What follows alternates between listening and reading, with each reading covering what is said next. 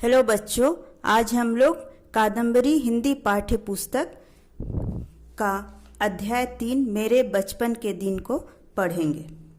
यहाँ पर जो मेरे बचपन के दिन है ये गांधी जी द्वारा लिखा गया है। ये अपने ऊपर बीती हुई घटनाओं के बारे में लिखे हैं। जब वो छोटे थे उस समय उनके ऊपर क्या बीती और वो क्या सोचते थे, क्या समझते थे, ये सारा वो अपने इस पाठ में बताए हैं। तो आज हम लोग पढ़ते हैं। पोरबंदर से पिताजी राजस्थानिक कोर्ट के सदस्य बनकर राजकोट गए। उस समय मेरी उम्र लगभग 7 साल की होगी। मुझे राजकोट की ग्रामशाला में भर्ती किया गया। इस शाला के दिन मुझे अच्छी तरह याद है। शिक्षकों के नाम धाम भी याद हैं। पोरबंदर की तरह यहाँ भी पढ़ाई के बारे में भी जानने लायक कोई खास बात नहीं है। मैं मुश्किल से साधारण श्रेणी का विद्यार्थी रहा हूँगा।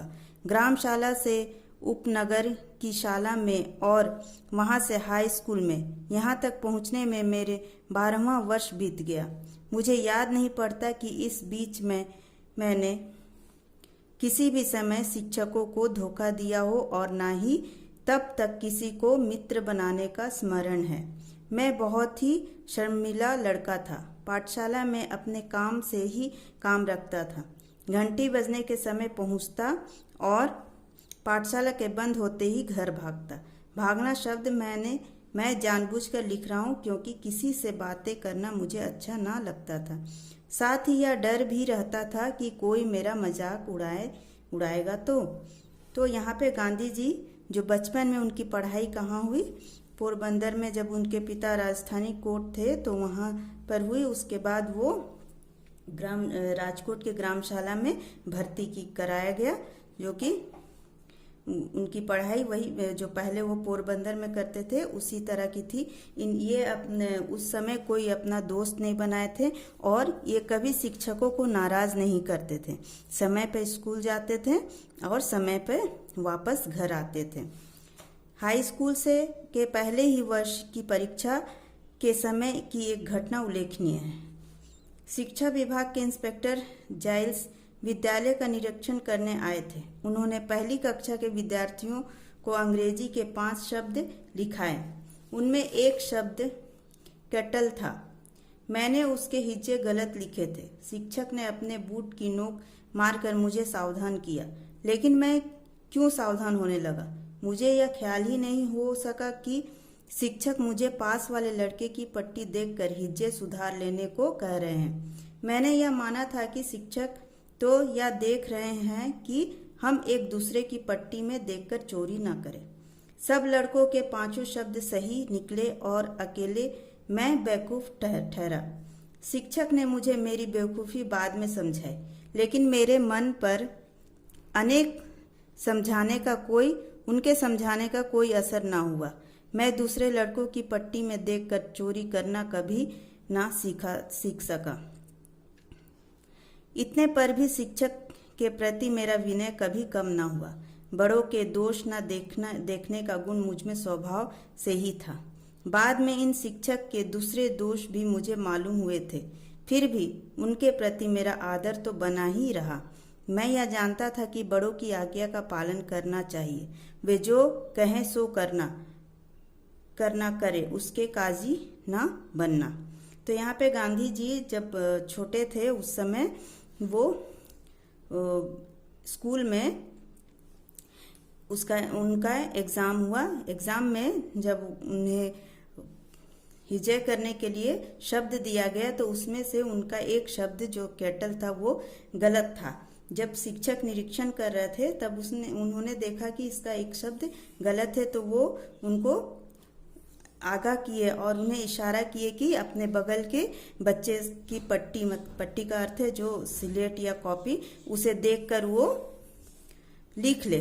लेकिन ये गांधी जी उनका इशारा समझे नहीं और वो उसको नकल नहीं किए, क्योंकि ये शुरू से ही नहीं सीखे थे कि हमें नकल करना है। लेकिन जो उसके शिक्षक ऐसा बोले उसमें भी उनको कोई आपत्ति नहीं हुआ और वो शिक्षक के प्रति अपना उसी तरह का प्रेम और सम्मान भाव रखे हुए थे। इसी समय के 2 और प्रसंग मुझे हमेशा याद रहे हैं। साधारणतः पाठशाला की पुस्तकों को छोड़कर और कुछ पढ़ने का मुझे शौक नहीं था। सबक याद करना चाहिए, उल्हाना सहा नहीं जाता। शिक्षक को धोखा देना ठीक नहीं, इसलिए मैं पाठ याद करता था। तो वो जब छोटे थे उस समय वो हमेशा अपना काम सही समय पे करते थे। स्कूल जाना, स्कूल से आना और अपना पाठ समय से याद करना, क्योंकि उन्हें कि शिक्षक की डांट या उल्हाना उन्हें पसंद नहीं था और ना ही वो शिक्षक को कभी धोखा देते थे। लेकिन मन अलसा जाता, इससे अक्सर सबक कच्चा रह जाता। ऐसी हालत में दूसरी कोई चीज पढ़ने की इच्छा क्यों कर होती। किंतु पिताजी की खरीदी हुई एक पुस्तक पर मेरी दृष्टि पड़ी। नाम था श्रवण पितृभक्ति नाटक। मेरी इच्छा उसे पढ़ने की हुई और मैं उसे बड़े चाव के साथ पढ़ गया। उन्हीं दिनों शीशे में चित्र दिखाने वाले भी घर घर आते थे। उनके पास मैंने श्रवण का वह दृश्य भी देखा जिसमें वह अपने माता पिता को कांवर में बिठाकर यात्रा पर ले जाता है। तो यहाँ पर गांधी जी जो थे वो बचपन में जब पढ़ते थे तो उन्हें पढ़ते पढ़ते कभी बहुत बोरिंग महसूस भी होता था। तब उन्होंने क्या किया, अपने पिताजी के संग्रहित किया हुआ मतलब जमा किया हुआ एक पुस्तक उसको दिखा जो कि श्रवण पितृभक्ति नाटक था, जिसमें श्रवण कुमार के बारे में बताया गया था। तो वो उसे पढ़ते हैं और पढ़ने के बाद अब उस समय ये सिनेमा घर या टीवी नहीं हुआ करता था, तो उस समय क्या होता था, एक चित्र दिखाने वाला, शीशे में चित्र दिखाने वाला आता था। तो उसमें उन्होंने उस श्रवण कुमार का पिक्चर देखा था, मतलब उसका जो तस्वीर उसे देखा था। तो उसमें उन्होंने देखा कि श्रवण कुमार अपने दोनों माता पिता को कांवर में बिठाकर यात्रा करने ले जाते हैं। दोनों चीज़ों का मुझ पर गहरा प्रभाव पड़ा। मन में इच्छा होती कि मुझे भी श्रवण के समान बनना चाहिए। श्रवण की मृत्यु पर उसके माता पिता का विलाप मुझे आज भी याद है। उस ललित छंद को मैंने बाजे पर बजाना भी सीख लिया था। मुझे बाजा सीखने का शौक था और पिताजी ने एक बाजा दिला भी दिया था। तो इनको एक और शौक था बाजा बजाने का। तो वो जो श्रवण कुमार का जो माता पिता का जो विलाप था वो उनको बहुत याद था और उस समय जो छंद गाया गया था उसे उन्होंने बाजे में बजाकर सीख लिया था। इन्हीं दिनों कोई नाटक कंपनी आई थी और उसका नाटक देखने की इजाज़त मुझे मिली थी। तो उस समय नाटक होता था, रंगमंच होता था और उसमें लोग नाटक करते थे। तो वो नाटक देखने के लिए उनको इजाज़त मिला अपने पेरेंट्स से और वो वहाँ देखने गए थे। हरिश्चंद्र का आख्यान था। वो नाटक किसके बारे में था? राजा हरिश्चंद्र के बारे में। उस नाटक को देखते हुए मैं थकता ही ना था। उसे बार बार देखने की इच्छा होती थी, लेकिन यूँ बार बार जाने कौन देता। पर अपने मन में मैंने उस नाटक को सैकड़ों बार खेला होगा।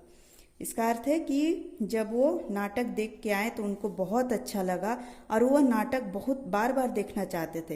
लेकिन बार बार तो कोई भी पेरेंट्स नहीं इजाज़त देगा ना, तो लेकिन वो अपने मन में उसको बार बार ही स्मरण करके उसे खेला करते थे। मुझे हरिश्चंद्र के सपने आते। हरिश्चंद्र की तरह सत्यवादी सब क्यों नहीं होते।